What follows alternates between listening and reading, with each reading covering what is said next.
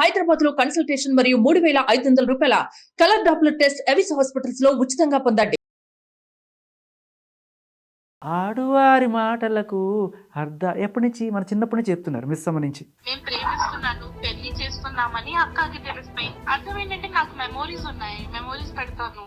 అవునంటే కాదనిలే, కాదంటే అవునని. పెళ్లి ఉంది కదా, పెళ్లి ఇచ్చారు. నా బర్త్డే ఉన్నప్పుడు గుర్తు వస్తారు, ఖచ్చితంగా గుర్తు వస్తారు. ఆయన బాధ పెట్టాలని ఇంటెన్షన్ ఉంది, ఆయన డిస్టర్బ్ అవ్వాలని ఇంటెన్షన్ ఉంది. వీడియో చూసి ఆయన కోప్పడతారు, నాకు అదే కావాలి. చాలా క్లియర్గా రోజు అసాల్ట్ చేసి కుడుతున్నాడు, టార్చర్ చేస్తున్నాడు అని వాడిని ఎవరు లవ్ చేస్తారు? కావాలంటే ఇంటికి వచ్చి తీసుకోమన్నారు. నేను ప్రేమించి ఇచ్చాను గిఫ్ట్, నేను రిటర్న్ తీసుకోమన్నాను. మీకు కావాలంటే డస్ట్బిన్ లో పడేసే. ఓ మేరా విశ్వామిత్ర, వయసు అయిపోతుంది, ఏం చేస్తున్నావు నువ్వు? వెల్కమ్ టు సుమంటి నేను మీ సుమంటి వినాగ్.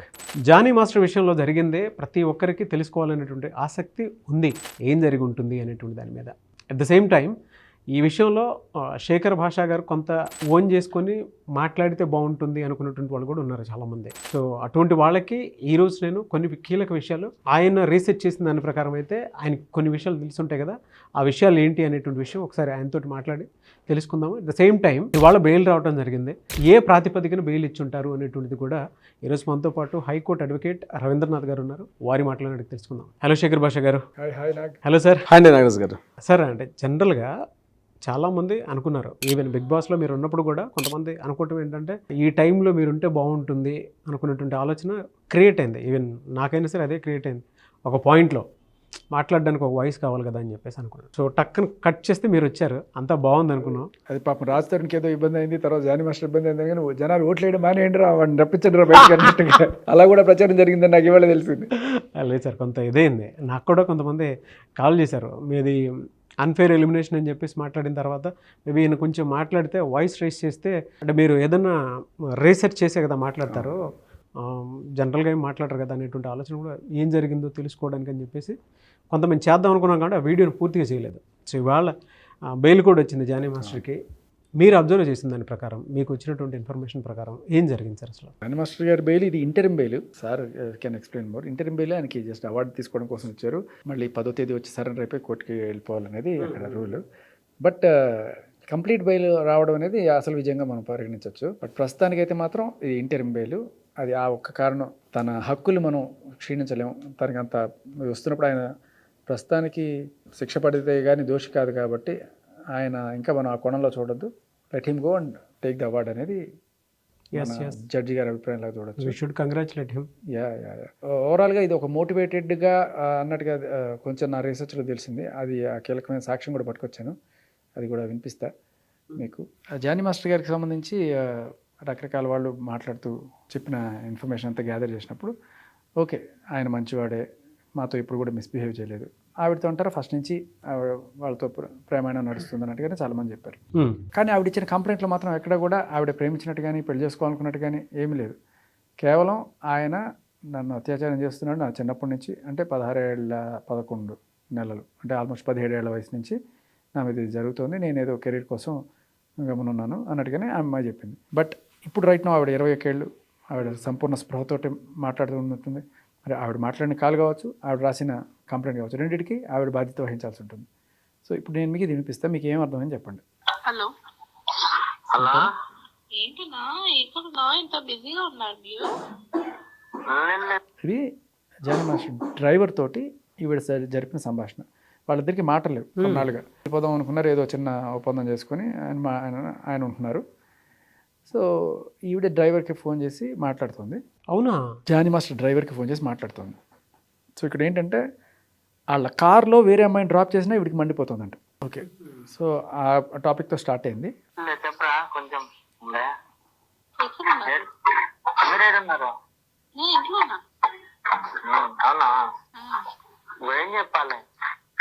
ఏం చెప్పానంటే, మీరు ఎందుకు డ్రాప్ చేస్తావు, నాకు క్లారిటీ కావాలి ఫస్ట్.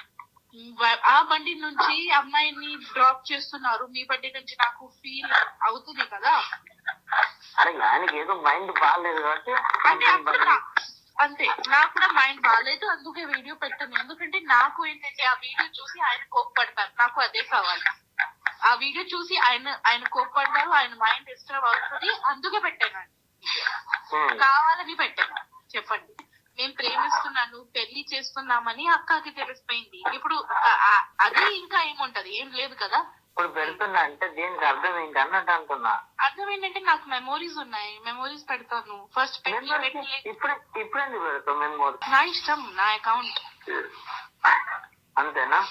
అంతే మరి, నా ఇష్టం, నా అకౌంట్. నాకు మెమోరీ ఎలా అంటే ఇది కొత్త ఇయర్ న్యూ ఇయర్ వచ్చింది కదా, ఆ రోజు చాలా వచ్చాడు ఆయన. అంటే పాత మెమోరీస్ చూసాను, దొరికింది, పెడతాను ఎప్పుడెప్పుడైనా. ఎందుకంటే లాస్ట్ ఇయర్ ఈ ఫస్ట్ నిన్న నాకు అది పిల్లి ఉంది కదా, పిల్లి ఇచ్చారు.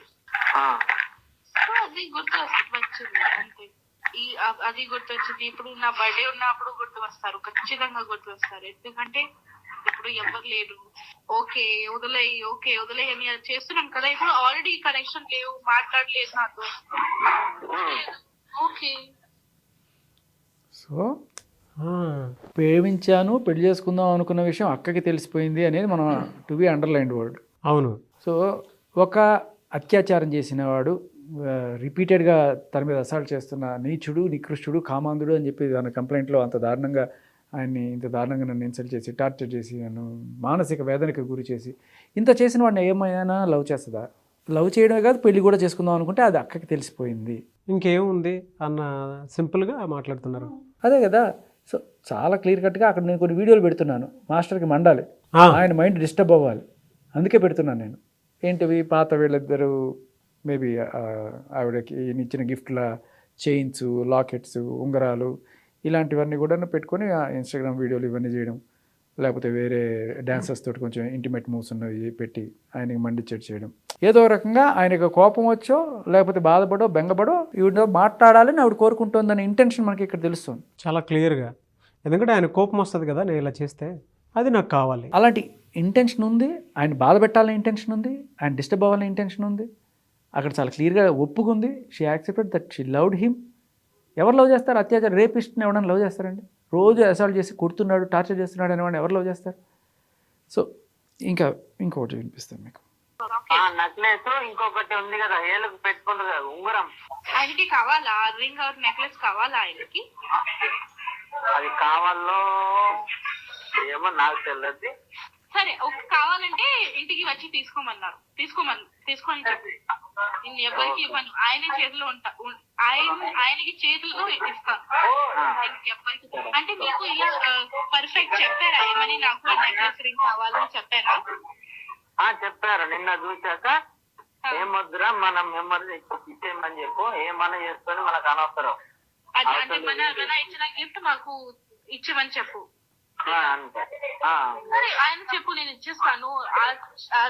చైన్ ఉంది, రింగ్ ఉంది, ఇంకో 2 రింగ్స్ ఉన్నాయి, ఇంకొకటి చైన్ ఉంది, లోపల ఉంది. ఆయనకి కావాలంటే వచ్చి తీసుకుని చెప్పు, నాకేం ప్రాబ్లం లేదు. ఎప్పుడు వస్తాను నాకు చెప్పేసేయండి, నేను ఇచ్చేస్తాను. సరేరా చెప్తా. నాకేం అవసరం కూడా లేదు. సరేరా. కానీ నాకు ఆయనకి కావాలి కదా, ఓకే నేను ఇచ్చేస్తాను. కానీ నాకు నా వాచ్ వద్దు. మీరు పెట్టుకుంటారా అంటే పడేస్తున్నారా? పడేసి నాకొద్దు, నేను తీసుకోను. ఆ వాచ్ నేను తీసుకోను. మీకు పడేయాలంటే అక్కడ నా ముందు డస్ట్బిన్ లో పడేసి పర్లేదు. నేను తీసుకోను. నేను రిటర్న్ గిఫ్ట్స్ తీసుకోనన్నా. నేను ప్రేమ నుంచి ఇచ్చాను గిఫ్ట్స్, నేను రిటర్న్ తీసుకోను. మీకు కావాలంటే డస్ట్బిన్ లో పడేసి ఎవరికి ఇచ్చేసాయి, వాళ్ళకి ఇచ్చేసాయి. నేను ప్రేమించి ఇచ్చానన్న వాచ్ నేను రిటర్న్ తీసుకోను, నీకు ఇష్టం లేకపోతే డస్ట్బిన్లో పడేసి. ఆయన కావాలంటే నాకు కావాలంటే తీసుకోమను, వచ్చి నా మెడలో నుంచి ఆయనే తీసుకోవాలి. ఏదో రకంగా ఆయన రావాలి. That's her intention. అండ్ ప్రేమించి ఇచ్చాను. సో ఇందాక ప్రేమించాను పెళ్లి చేసుకుంటాననే మాట ఎస్టాబ్లిష్ అయింది. ఇక్కడ ప్రేమించి గిఫ్ట్లు కూడా ఇచ్చేంత ప్రేమ ఉంది. మరి ఎక్కడ కనబడింది ఆ కంప్లైంట్లో? ఎక్కడ కూడా ప్రేమించానని కానీ పెళ్లి చేసుకుందాం లేదు. కేవలం అత్యాచారం చేశాడు, టార్చర్ చేశాడు. ఇలా అత్యాచారాలు టార్చర్ చేసిన వాళ్ళు ఎంతగా ప్రేమిస్తారా? ఇన్ని గిఫ్ట్లు ఇస్తారా? ఆయన రావడం కోసం ఇంత వెంపర్లాడతారా? Simple question. ఇలా ఏ విధంగా సేకరించారు సార్ ఇవన్నీ మీరు? మీరు సోర్సెస్ అడగండి. అంటే మీ దగ్గర కూడా కొన్ని కీలక ఆధారాలు ఉన్నాయి కాబట్టి కొన్ని మాత్రమే వినిపించారు కాబట్టి అడుగుతూ ఉన్నాను. మీరు అబ్జర్వ్ చేసిన దాని ప్రకారం ఏం జరిగింది? ఎవరో జానీ మాస్టర్ ఒక అమ్మాయికి ఏదో తినిపించాడని, ఆ తినిపించిన దానికి కూడా ఈవిడికి కోపం వచ్చిందని, ఇది ఏదో కేక్ కట్ చేసి ఇట్లా కేక్ నోట్లో పెట్టిన దానికి కూడా ఈవిడికి కోపం వచ్చేసింది అనమాట. ఎవరో ఐశ్వర్య అనే అమ్మాయి ఎవరో డాన్సర్ ఉందట, ఆవిడకి ఆయన జస్ట్ ఊరికే తినిపించాడు మా క్యాజువల్గా. దానికి కూడా ఈవిడ జెలసీ ఫీల్ అయిపోయి అలగడం ఇట్లాంటివన్నీ చేశానని అది కూడా రికార్డ్ ఉంది. సో అంటే షీ క్లియర్లీ ఆయన వేరే వాళ్ళతో ఉన్నా కూడా ఈవిడ జెలస్ ఫీల్ అయిపోయేంత లవ్ ఉంది ఈవిడికి. అది కూడా మీకు కావాలంటే అనిపిస్తుంది. But no point, but clear కట్గా ఎస్టాబ్లిష్ అయింది ఇది. నేను అనేది అదే. మీరేమంటారు? ఇప్పుడు మీరు ఏదైతే చూపిస్తున్నటువంటి ఎవిడెన్స్ ప్రకారం అంటే ఇక్కడ 2 రకాలుగా మనం అబ్జర్వ్ చేయాల్సి వస్తుంది. ఇంట్లో ఒకటి, ఈ అమ్మాయి కూడా అతన్ని ప్రేమిస్తుంది, అతను కూడా ఈ అమ్మాయిని ప్రేమించారు. ఇద్దరి మధ్య ఇప్పుడు మనసులకు సంబంధించిన చట్టాలు ఇక్కడ చెప్పండి, కానీ ప్రపోజల్ ఇద్దరు చేసుకున్నారు. అంటే ఈ అమ్మాయి నుంచి ప్రపోజల్ వెళ్ళిందా, ఆ అబ్బాయి నుంచి ప్రపోజల్ వచ్చిందా, మొత్తానికి చేసుకున్నారు. ఈ అబ్బాయి ఏదో కారణాల రీత్యా ఇతను దీన్ని కాస్త వెనక్కి వెళ్ళడం కానీ ఇంకో జరిగింది. కానీ దురదృష్టవశాతండి ఇక్కడ మనకి అన్ఫార్చునేట్ ఏం చెప్తామంటే, ఇక్కడ అమ్మాయికి ఉన్నటువంటి రైట్స్ ఏవైతే ఉంటాయో, ఎప్పుడైతే తనకు చెందాల్సిన వ్యక్తి తన లైఫ్లోకి రాలేదు అనుకున్నప్పుడు ఈవిడ క్రూయల్టీగా మారిపోయి ఇప్పుడు ఈ విషయంలో జరిగినట్టు ఏవైతే ఈ సెక్షన్స్ పెట్టి నమోదు చేశారో, ఈ 376 కానీ XYZ ఏవైతే పోక్స్ ఇవన్నీ కూడా వీళ్ళకి సపోర్ట్గా ఈ అమ్మాయికి ఉన్నంత సపోర్ట్గా ఈ అబ్బాయికి లేదండి. మనసుకు సంబంధించి, ప్రేమకు సంబంధించి, ఇద్దరి మధ్య జరిగిన బంధాలకు సంబంధించి ప్రూఫ్స్ చూపించాలంటే డెఫినెట్గా ఉండే అవకాశం లేదు. కోర్టులు అవన్నీ పరిగణలో తీసుకోవు. కానీ మీరు ఇంతకాలం ఒక వాయిస్ ఇస్తూ ఉన్నారు, మీరు చాలా ఎపిసోడ్స్లో మీరు చెప్తున్నారు, ఒక వాయిస్ ఇస్తున్నారు, అబ్బాయి తరపున వాయిస్ లేదండి అని. ఇవన్నీ ప్రూఫ్స్ కూడా ఎలా అయితే అంటే మళ్ళీ వీటిని మళ్ళీ FCL పంపిస్తారు, మళ్ళీ ఫోరెన్సిక్ ల్యాబ్ పంపిస్తారు, ఈ అవునా కాదా ఈ వాయిస్లు చెకింగ్. ఈలోగా జరగాల్సిన డ్యామేజ్ జరిగిపోతుంది అబ్బాయికి. ఈరోజు కరెక్ట్, ఈరోజు జరగాల్సిన డ్యామేజ్ అబ్బాయికి జరిగిపోతుంది. అంటే ఈరోజు ప్రేమించాలంటే కూడా మీరు లాస్ట్ టైం మీరు ఒక మాట అన్నట్టుగా ఒక అగ్రిమెంట్ బాండ్ తీసుకొని కండిషన్స్ అప్లై చేసుకొని ఎస్ ఆర్ నో అన్ని టోటల్ పారామీటర్స్లో లీగల్గా అన్ని రాసుకొని వెళ్ళాల్సిన పరిస్థితి దాపురించింది అన్న విషయం అయితే అర్థమవుతుంది, మనకి ఇక్కడ ఎస్టాబ్లిష్ అవుతుంది. నాగరాజు గారు, ఈ అమ్మాయి క్లియర్గా చెప్తోంది అందులో, నేను నిన్ను ప్రేమించాను, అతనికి నేను చైన్ ఇచ్చాను, అతను చైన్ ఇచ్చాడు నాకు, మేము రింగ్స్ మార్చుకున్నాం అన్న వర్డ్ కూడా వినిపిస్తుంది అందులో విషయం. చాలా క్లియర్. కానీ ఏమవుతుందంటే ఈ అబ్బాయి రేపు పొద్దున ప్రూవ్ చేసుకోలేని పరిస్థితి ఎలా ఉందంటే, ఇక్కడ ఏ సెక్షన్ కిందకు వస్తుందండి ఈ అబ్బాయి చెప్పిన విషయంలో. అబ్బాయి ఎవరైతే ఇతను జానీ మాస్టర్ అన్నటువంటి అబ్బాయి ఎవరైతే ఉన్నారో, ఇతను మిస్గైడ్ చేశాడు, ప్రలోభ పెట్టాడు, మిస్గైడ్ చేస్తున్నాడు, కంప్లీట్గా మిస్గైడ్ చేసి నిన్ను ప్రేమిస్తున్నాను, నిన్ను పెళ్లి చేసుకుంటానన్న మాట ఇచ్చి తనను ఒక ఊబిలోకి దించి తర్వాత మాట తప్పాడు అన్నది అబ్బాయికి వర్తిస్తుంది తప్ప అమ్మాయి కూడా అదే ట్రాప్ చేస్తుంది. అమ్మాయి ఈ రకంగా ట్రాప్ చేసుకుందని చెప్పే పరిస్థితి మగాడికి లేదు. ఇది ట్రూ అండి. అందులో క్లియర్గా ఒక మాట మెన్షన్ చేయడం జరిగింది, అక్కకి తెలియకూడదని చెప్పేసి అక్కకి తెలియకూడదని చెప్పేసి ఇన్ని రోజులు అక్కకి తెలిసిపోయింది. అక్కకి తెలిసిపోయిన తర్వాత ఇంకేముంది, అయిపోయింది.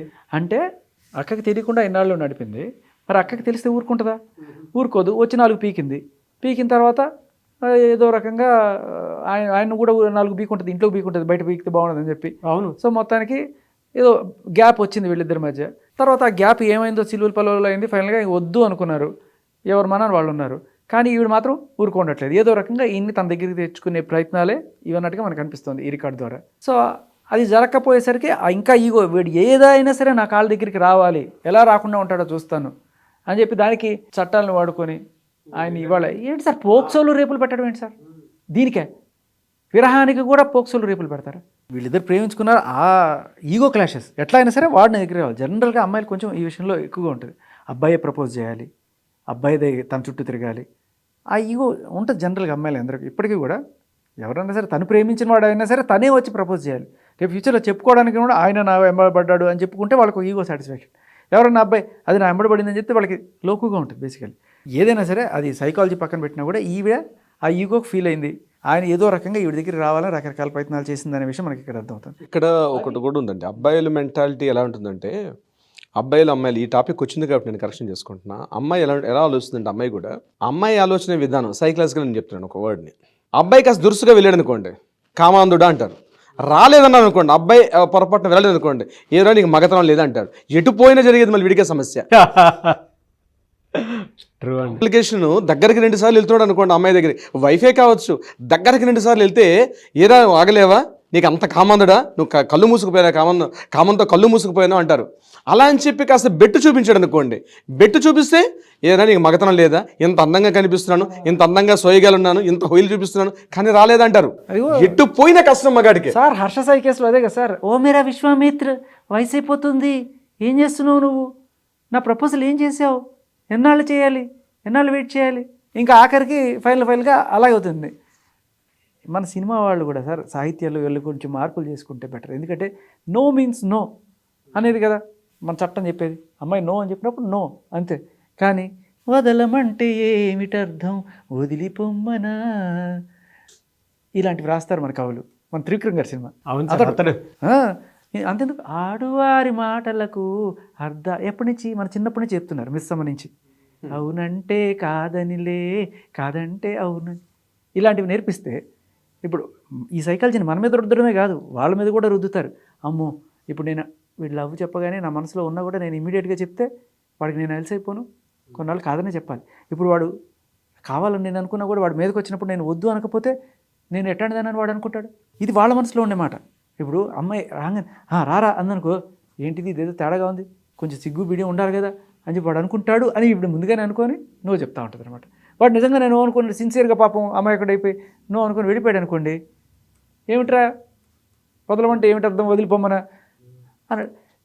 అదేంటనా ఈ నో అనేది ఎలాంటి నో అనేది కూడా మనం చూసుకోవాలి. వద్దు వద్దు రావద్దు అనేది కూడా నోనే. కానీ ఇక్కడ ఏంటంటే ఒక సిచ్యువేషనల్ అడ్వాంటేజ్, నేను నిజంగానే వద్దు రావద్దు అన్నా సరే అయినా కూడా వాడే వచ్చాడు అనే అవకాశం ఉంటుంది కదా.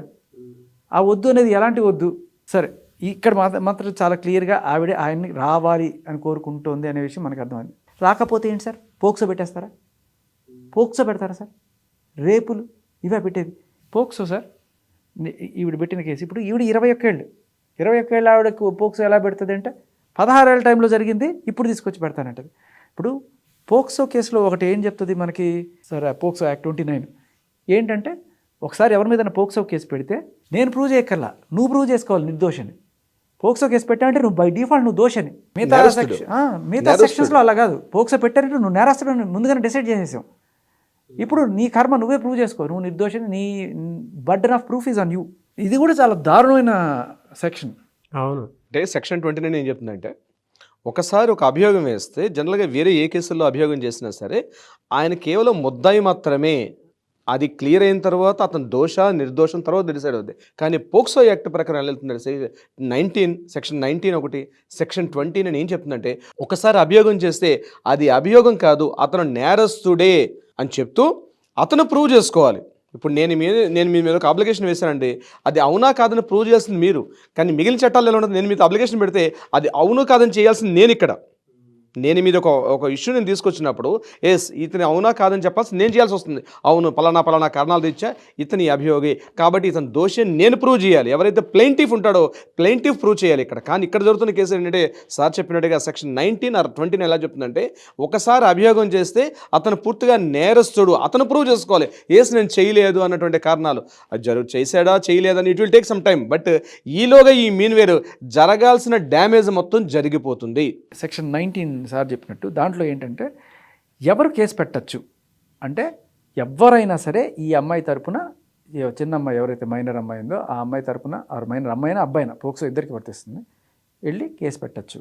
దాంట్లో ఏం రాస్తారంటే సెక్షన్ 19లో ఇంక్లూడింగ్ ద చైల్డ్.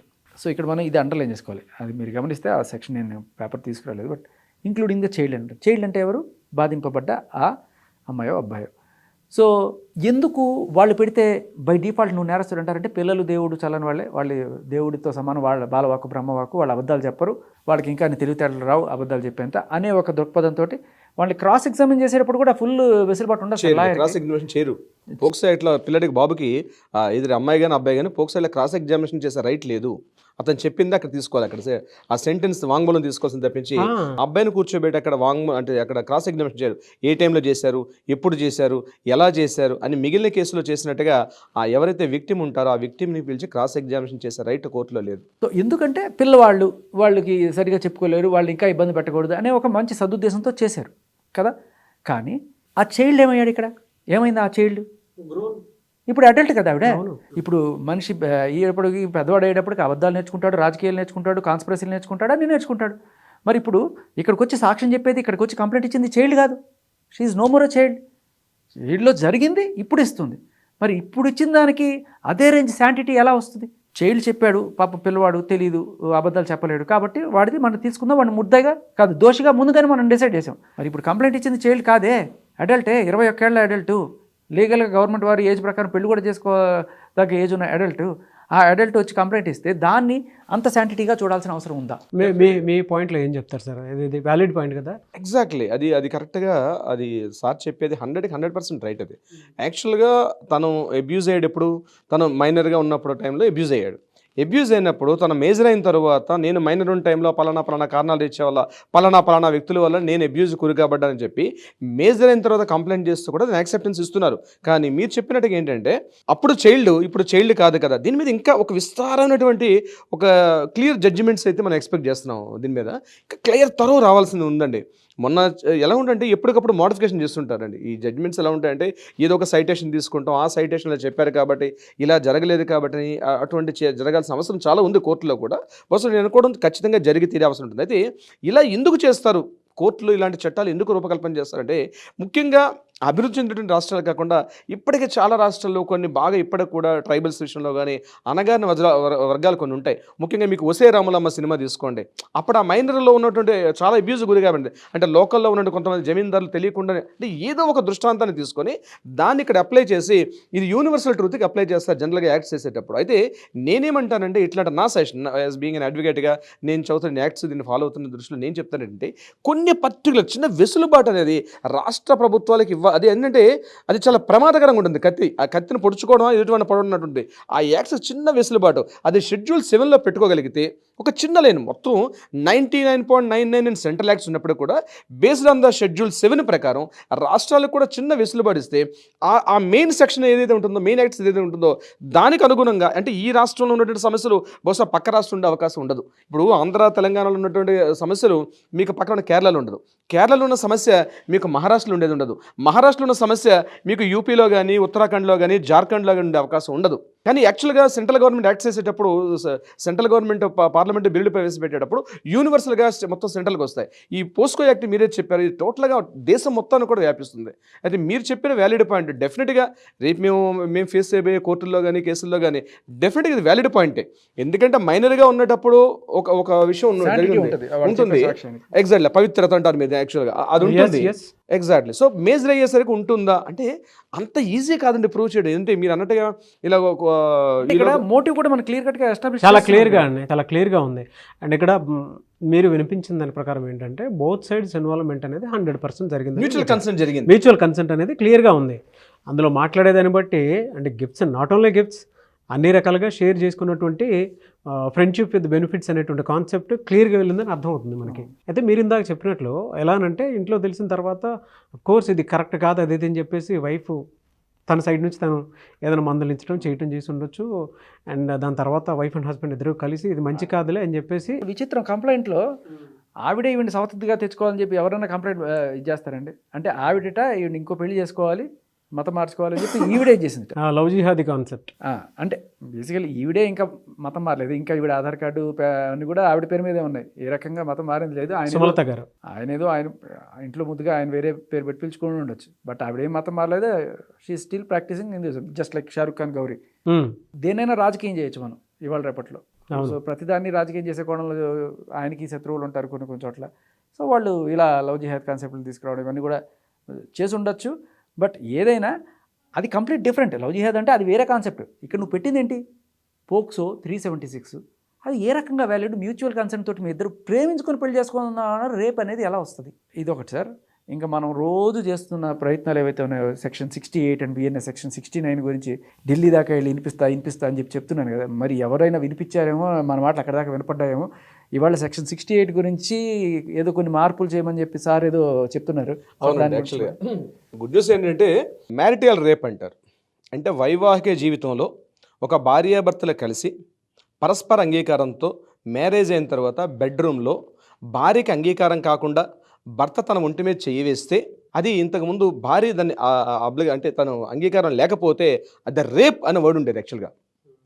అది రేపు ఆమెకి ఇష్టం లేకుండా సొంత పెళ్లి చేసుకొని ఎంత భర్త అయినప్పటికి కూడా తన అంగీకారం లేకుండా తన ఒంటి మీద చేయేస్తే రేప్, RAPE రేప్ అనే వర్డ్ను వాడడం జరిగింది. దీని మీద చాలా ఇష్యూస్ జరిగాయి. దీని మీద సెంట్రల్ గవర్నమెంట్ అంటే కేంద్ర ప్రభుత్వం ఈరోజు ఒక అఫిడవిట్ సెంట్రల్ గవర్నమెంట్ సుప్రీంకోర్టుకి సబ్మిట్ చేయడం జరిగింది. ఢిల్లీ హైకోర్టు కేసు ఇచ్చింది ఈ విషయం మీద. దీని కాస్త మరింత పునరాలోచించమని చెప్పి ఒక ఇష్యూ చేసినప్పుడు ఈరోజు సెంట్రల్ గవర్నమెంట్ ఒక చిన్న ఆబ్లిగేషన్, ఒక అఫిడవిట్ సబ్మిట్ చేసింది. ఏంటి అఫిడవిట్ అంటే, ఇది మ్యారిటల్ రేప్ కాదు, మ్యూచువల్ కన్సెంట్గా ఉన్నారు. సో ఆ బెడ్రూమ్లో జరిగింది ఎవరు చెప్పాలి, ఎలా చెప్పాలి? సో 376 కానీ ఇప్పుడు బిఎన్ఎస్లో మీరు చెప్పే 68 కానీ 69 ఇది అప్లికబుల్ కాదు. ముఖ్యంగా రేప్ అనే వర్డ్ తీసేయండి, మ్యారిటల్ రేప్ అనే వర్డ్ రాదు అని చెప్పి ఒక అఫిడవిట్ సబ్మిట్ చేశారు ఈరోజు. ఒక శుభసూచకం ఈరోజు దానికి సంబంధించి. సో డెఫినెట్గా ఏంటంటే ఇది మీకు ఎలా కనిపిస్తుంది అంటే ఒక మార్పు అయితే వస్తుందండి డెఫినెట్గా. సార్ కానీ ఈరోజు జరగాల్సిన డ్యామేజ్ అది వచ్చే పుణ్యకాలంలో ఎంతమంది జీవితాలు నాశనం అయిపోతే కూడా తెలియదు కదా. సార్ అంటే జనరల్గా ఇప్పుడు జానీ మాస్టర్కి వచ్చినటువంటి బెయిల్ ప్రకారం ఇంటర్వ్యూ బెయిల్లో టర్మ్స్ అండ్ కండిషన్స్ ఎలా ఉంటాయండి? ఇంటర్మ్ బెయిల్ అంటే మధ్యంతర బెయిల్ అండి. అంటే మధ్యంతరం ఏదో చిన్న పని చేసుకొని రావాలి పేరెంట్స్కి, అంటే పిండ ప్రదానం చేయడం కానీ చాలా వస్తాయి. ఆ ఇంటర్మ్ బెయిల్ అనే దగ్గర పెద్ద స్టోరీ వస్తుంది దాని దగ్గర. ఏంటంటే పెద్దవాళ్ళకి పిండ ప్రదానం చేయడం కానీ, లేకపోతే ఇట్లాంటి సెలబ్రిటీస్ సోషల్ స్టేటస్ ఉన్న వాళ్ళు అవార్డ్స్ తీసుకోవడం కానీ, లేకపోతే ఏదైనా పబ్లిక్ ఫంక్షన్లో కంపల్సరీ పార్టిసిపేట్ చేయాల్సిన నెసెసిటీ ఉన్న సందర్భంలో కొంత వెసులుబాటు ఇవ్వడానికి కోసం మధ్యంతర బెయిల్ అంటారు దాన్ని. అంటే కొంత అక్కడ మనం కొంత అమౌంట్ అక్కడ పే చేసి ఒక బెయిల్ రిలీజ్ చేసేటప్పుడు కొంత అమౌంట్ పే చేశాక ఒక సేఫ్ డిపాజిట్, కాషన్ డిపాజిట్ పెట్టి మనం బయటకు రావాల్సి వస్తుంది. ఒక ఇద్దరు ఆఫీసర్స్ కూడా, గవర్నమెంట్ ఎంప్లాయీస్ కూడా సైన్ చేయాల్సి వస్తుంది. కొంత కాషన్ డిపాజిట్ ఐ థింక్ వాళ్ళని ఒక 25,000 ఇచ్చి అనుకుంటాను, 2 lakhs. ఆ 2 lakhs రూపీస్ అమౌంట్ రిఫండబుల్ ఉంటుంది. అది అంటే కోర్టు స్టాంప్స్ తీసుకుని ఆ స్టాంప్స్ అలా బెయిల్ మీద పెడతారు. ఎగైన్ మళ్ళీ అయిపోయిన తర్వాత ఆ 2 lakhs కూడా రిఫండబుల్ అవుతుంది. అయితే ఇది ఓన్లీ 6th నుంచి 10th వరకు 4 రోజుల వరకు పరిధి వరకు ఇచ్చారు. అది బహుశా మళ్ళీ అది బెయిల్ కంటిన్యూషన్ చేసే అవకాశం కూడా ఉంటుందండి. కొన్ని సందర్భాల్లో ఇంటర్మ్ బెయిల్ కూడా కొన్ని పారామీటర్స్లో అది నిజంగా లాయర్స్లో గట్స్ ఉంటే, ఆ సెక్షన్స్ గట్టిగా చేయగలిగితే ఆ ఇంటర్మ్ బెయిల్ కూడా కంటిన్యూ చేసే అవకాశం ఉంటుంది. మీకు ఎగ్జాంపుల్ చెప్తాను, చంద్రబాబు నాయుడు గారి విషయంలో కూడా ఇంటర్మ్ బెయిల్ వచ్చింది ఒక సందర్భంలో. అవును, మెడికల్ అని చూపించిన ఇంటర్మ్ బెయిల్ తీసుకొచ్చారు. ఆ సందర్భంలో కూడా అది కంటిన్యూ చేశారు. ఆయనకున్నటువంటి అడ్వకేట్స్ మాట్లాడింది, వాళ్ళు చిన్న ప్రజెంటేషన్, అక్కడ చిన్న ఆర్గ్యుమెంట్స్ వల్ల ఆ ఇంటర్మ్ బెయిల్ కూడా కంటిన్యూటీ అయింది కొన్ని సందర్భాల్లో. నాట్ ఓన్లీ ఒక చంద్రబాబు నాయుడు గారు కాదండి, జగన్మోహన్ రెడ్డి గారు కూడా ఒక కేసు విషయంలో ఇంటర్మ్ బెయిల్ వచ్చింది. అప్పుడు కూడా నాంపల్లి కోర్టు నుంచి ఇష్యూ అయింది. ఇదే నాంపల్లి కోర్టులో ఇంటర్మ్ బెయిల్ ఇష్యూ చేయడం జరిగింది. అంటే ఈవెన్ పెద్ద పెద్ద ఈడీలు, ఎన్ఫోర్స్మెంట్ డైరెక్టర్లు ఉన్న చోట్లనే జరిగింది. కాబట్టి డెఫినెట్గా ఇది అంత కంపేర్ చేస్తాను నేను చెప్పేది. ఇప్పుడు ఈ కేసులో పోక్సో ఉంది కదా, ఏ ప్రాతిపదికన ఇచ్చుంటారు అనేది? అది ఇంటర్మ్ బెయిల్ అంటే ఏదైనా ఎమర్జెన్సీస్ కోసం అండి. నేషనల్ అవార్డు తీసుకోవాలి కదా సార్. ఈయన నేషనల్ అవార్డు తీసుకునే ఉద్దేశంతో ఇంటర్మ్ బెయిల్ ఇవ్వడం జరిగింది. అంటే నేను ఒక సెలబ్రిటీని, సో నాకు సోషల్ రెస్పాన్సిబిలిటీ ఉంది, ఇవి ఇంకా కోర్టు ట్రయల్స్లో ఉంది కాబట్టి ఇంకా జడ్జిమెంట్ రాలేదు, సో నాకైతే వెళ్ళాల్సిన అవసరం ఉందని చెప్పి అప్పీల్ చేసుకుంటాం కోర్టుకి. అది కోర్టు యాక్సెప్ట్ చేస్తుందా, యాక్సెప్ట్ చేయదు, దట్ ఇస్ సెకండరీ. సో ఈయన విషయంలో, జానీ మాస్టర్ గారి విషయంలో ఈయన ఏదైతే అప్పీల్ చేసుకున్నారో కోర్టుకి బెయిల్ ఇవ్వమని చెప్పేసి, దీన్ని కోర్టు యాక్సెప్ట్ చేశారు. దానికి అది ఇవ్వడం ఇవ్వకపోవడం అంది పారామీటర్స్ ప్రకారం జడ్జి గారి యొక్క దీన్ని బట్టి ఉంటుంది, అది కేసు యొక్క తీవ్రతను బట్టి. సో పోక్సో కాబట్టి ఇవ్వకూడదని ఉండదండి. కొన్ని సందర్భాల్లో పోక్సోలో కూడా వచ్చిన సందర్భాలు ఉన్నాయి, బెయిల్ జడ్జిమెంట్స్ వస్తాయి కొన్ని. అంటే అక్కడ తీవ్రమైన నేరం, అక్కడ బాగా హత్యా నేరం జరిగిపోయి, అక్కడ బాగా మర్డర్ జరిగిపోయి, అక్కడ క్రూయల్టీగా జరిగిపోయి ఇష్యూస్ ఉన్నాయనుకోండి, అటువంటి సందర్భాల్లో ఇంటర్మ్ బెయిల్ ఇచ్చే, అంటే ఇంటర్మ్ బెయిల్ లేట్ అయ్యే అవకాశం ఉంటుంది. బట్ ఇక్కడ జరుగుతున్న జానీ మాస్టర్ గారి విషయంలో ఆ అమ్మాయి జస్ట్ ఒక అప్లికేషన్ పెట్టింది, ఒక అలిగేషన్ పెట్టింది ఆ అమ్మాయి, దాన్ని కోర్టు పోలీసులు తీసుకున్నారు. ఇమ్మీడియట్గా పోలీసులు అంటే ఫస్ట్ ఇన్ఫర్మేషన్ రిపోర్ట్ బేస్డ్ అంతా, ఇప్పుడు అమ్మాయి బాగానే ఉంది, హెల్త్ కండిషన్ బాగానే ఉంది, ఆ అమ్మాయి కంటిన్యూస్గా సొసైటీ తిరుగుతోంది. అంత తీవ్ర స్థాయి ఉండదు. కోర్టులు ఏం చేస్తుంటే ఎంత తీవ్రమైన నేరం చూస్తారు అక్కడ.